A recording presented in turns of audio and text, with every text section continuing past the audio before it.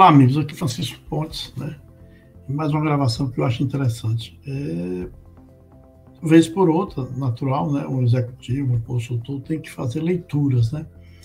E tenho procurado, nesses últimos meses, aprimorar um pouco mais a parte da didática, né? do ensino, da palestra, da forma como falar. E aí me deparei com um método de estudo que estratifica de forma hierárquica, né? E acabei preparando um trabalhozinho que eu acho interessante, tanto para o fórum pessoal como para a empresa, e vou demonstrar aqui para vocês um par e passo dessa metodologia que eu achei muito interessante, que coincide com uma série de metodologias já desenvolvidas, né? Mas foi criado uma hierarquia que dá uma visão mais clara do que é o estudo e o aprendizado, né? Então, vou compartilhar aqui a tela. Vou compartilhar aqui a tela. Tá? Pronto, compartilhando aqui a tela.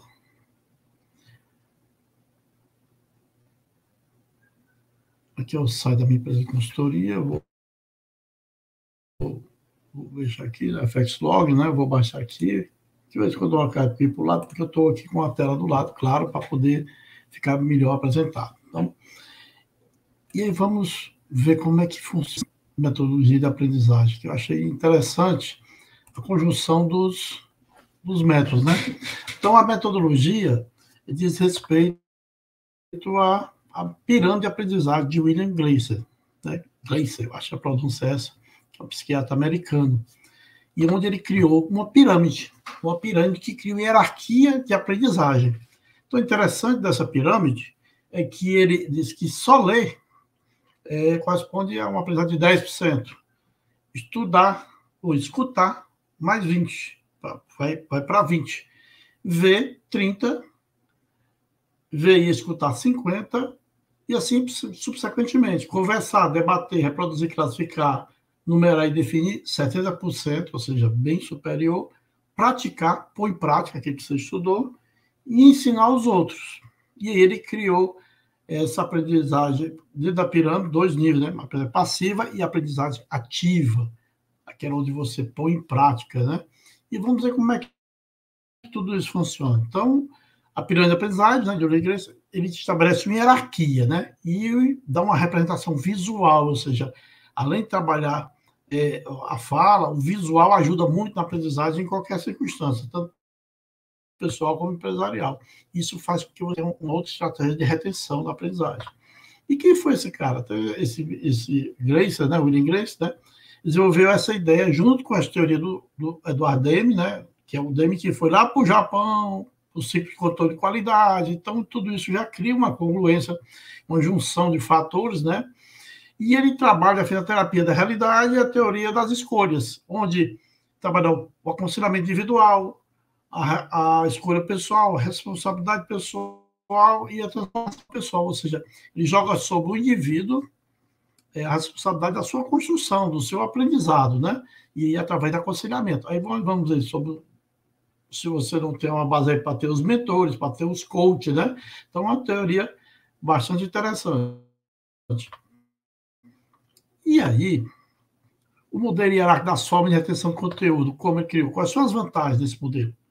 Oferece uma estrutura clara, ou seja, ele estabelece uma hierarquia, uma estrutura clara para que as pessoas desenvolvam segundo a sua intensidade ativa de estudar, tá certo? Então, nas diferentes fases do aprendizagem, você lê, depois você passa para e vai evoluindo para escutar, para debater, e aí vai praticar, e assim subsequentemente. O desafio. Alguns críticos questionam a validade da porcentagem. Aí é uma coisa relativa. A porcentagem é um número que ele criou, ele fez diversos experimentos, estabeleceu uma régua. E aí quem não faz as coisas critica os outros que fazem. Então é natural. E aí, a aplicação gráfica da pirâmide de aprendizagem, o que é que faz? Ele é visual, intuitivo, ou seja, fica fácil de ver.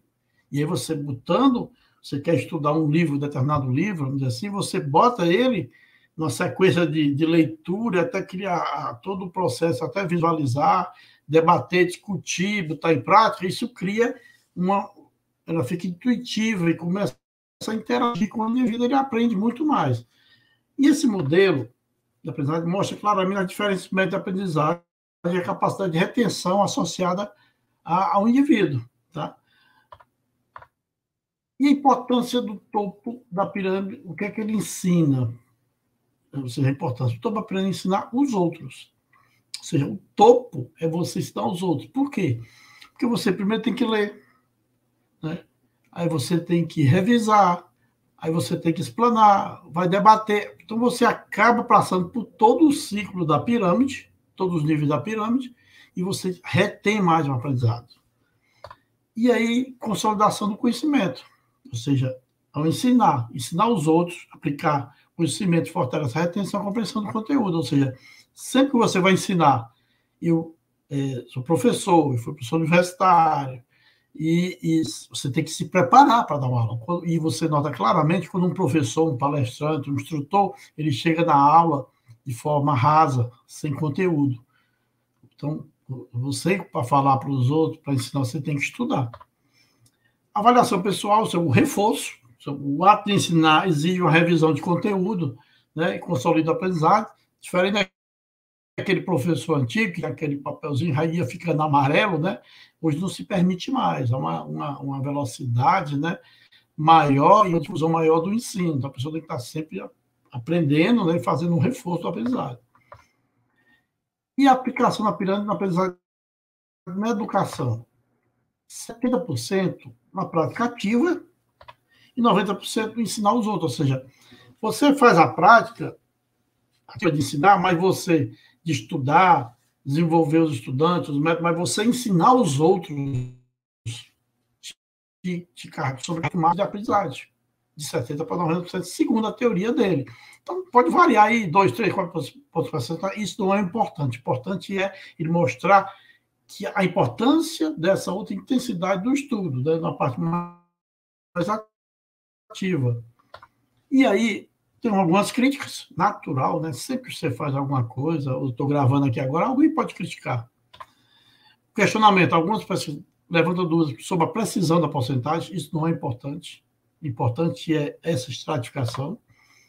E propuseram o quê? Uma interpretação conceitual, e não uma interpretação literal, ou seja, eu posso ter 10, 12? Depende. Você pode criar modelo de medição e variar isso aí. Isso continua dizendo que não é importante. Os exemplos. Subgrupo, ou seja, o Demer fez lá no Controle de Qualidade a base dele é estudo de grupo. E muitas das empresas hoje fazem estudo de grupo. Eu mesmo fiz, quando eu criei um grupo de gestores numa transportadora que eu fui executivo e organizei toda a estrutura, um grupo de estudo, a gente sorteava livro, a gente escutava o livro, e essa discussão no grupo acabava que todo mundo aprendia muito mais. As simulações, então simulações de atividade prática, ou seja, isso que eu estudei, como é que é na prática? O projeto baseado em problema, ou seja, você pega um problema, que hoje algumas faculdades fazem muito isso, você tem um problema para resolver, para poder pôr em prática, né? Principalmente a faculdade de medicina tem muito disso agora, ou seja, já estudo na causa do cuidado da pessoa, então isso é um processo já natural.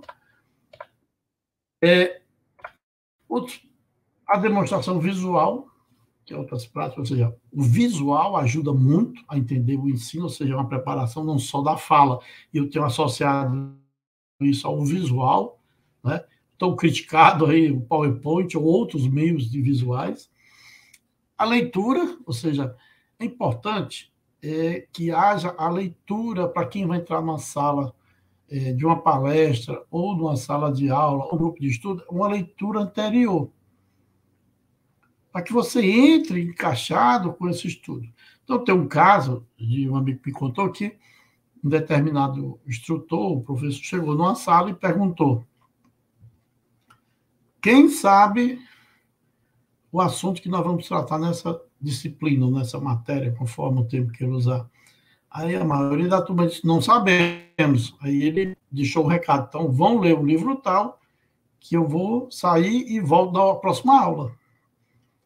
E na próxima aula, ele voltou, né, e disse: quem já sabe que nós vamos estudar? A metade da turma, aproximadamente, disse: agora eu sei, eu estudei, a outra metade não sabia. Aí o que é que ele fez? A metade que sabe ensina, A outra metade que não sabe que eu volto para a próxima aula. Assim, ele não deu aula, só passou. Na terceira aula, ele chegou lá e disse que assunto nós vamos estudar. Todo mundo está consolidado, professor. Nós todos sabemos. Então, pronto, não preciso dar aula, eu vou para casa. Tá certo, isso é uma brincadeira, mas isso é uma prática para colocar o aluno na ativa do ensino, na ativa do aprendizado. Ouvir palestra, audição, né? Ouvir palestra é considerado uma das formas menos eficazes. Você tem muitos cursos, a palestra com 1.000, 2.000, 3.000 pessoas, o aprendizado ali é muito pouco, é muito vazio, né? Então precisa a consolidação da leitura. Por isso que alguns instrutores colocam uma série de materiais anteriores, uma série de materiais posteriores à palestra, para poder reforçar e criar o conteúdo. Porque só a palestra, no dia seguinte, poucas pessoas retêm. Então, o antes e o depois, com a leitura anterior para depois, e uma série de exercícios que faz com que você consolide melhor. A conclusão final desse material, que eu achei muito interessante, por isso que eu preparei essa apresentação, né? Os pontos fortes. A pirâmide de aprendizagem oferece uma estrutura visual para entender a retenção do conhecimento, isso ajuda, né? Os desafios, a validade da porcentagem, isso aí não é importante. Apenas você pode criar algumas medições, testes, todo dia você passa a ter o seu panorama, né? E a aplicação, o modelo serve como base para aprimorar as metodologias de ensinos educacionais, principais e individuais. Tá? E aqui, essa frase aqui desse rapaz, parecido, acho que sou eu, para convencer o homem de alguma verdade, é preciso tornar essa verdade compreensível ao coração. Ou seja, as pessoas passaram a compreender, então fica mais fácil o ensino e o aprendizado. Eu vou descompartilhar para a gente fechar o contexto, tá? E a gente fechar e se vir para alguma coisa. Então, nas minhas lidas de consultor executivo de empresa, principalmente como executivo, como consultor, dei vários treinamentos para liderança, para modelagem de gestão, em relação a analisar números, né? Mas, como executivo, eu coloquei muito em prática criar grupos de estudo dentro das empresas, ou seja, você incentivar com que as pessoas aproveitem o ambiente empresarial para aprender. Porque a minha filosofia é o seguinte, o funcionário, ele tem que aproveitar, o colaborador, usando um termo mais, né? Aproveitar o ambiente de trabalho para aprender. E aí ele crescer profissionalmente, que vai ajudar a empresa também, vestir na camisa, a empresa também cresce. E aí, em determinado momento, se ele crescer mais do que a empresa pode suportar, ele pode buscar o mercado. Se ele aprende, ou seja, está num ambiente de aprendizagem, de trabalho, onde ele ganha dinheiro. Então, não tem faculdade melhor do que essa, está trabalhando e aprendendo. Então, o estímulo dos executivos, eu fazia muito isso, aqui criei grupo de trabalho, e eu mesmo me inseria nesse processo, eu pegava um livro, sorteava com a turma ali, com um grupo de estudo, 20, 30 pessoas que fosse, no máximo, uma sala, para ficar bem mais produtivo, eu lia, e a pessoa que era sorteada também tinha que ler e preparar uma apresentação. E aí a pessoa apresentava a minha também apresentação e criava um contraponto para que a gente pudesse debater no grupo e todo mundo aprendia. E aquele aprendizado ia para dentro da área de trabalho e todo mundo saía fortalecido.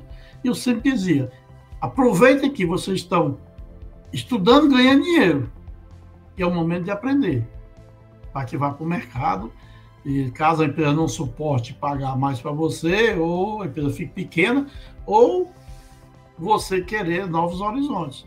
Então, sempre vale a pena aderir a um modelo de estudo. Isso faz com que o clima organizacional melhore bastante, a cultura da empresa melhora e o diálogo sobre conceitos e não sobre posicionamentos melhora muito.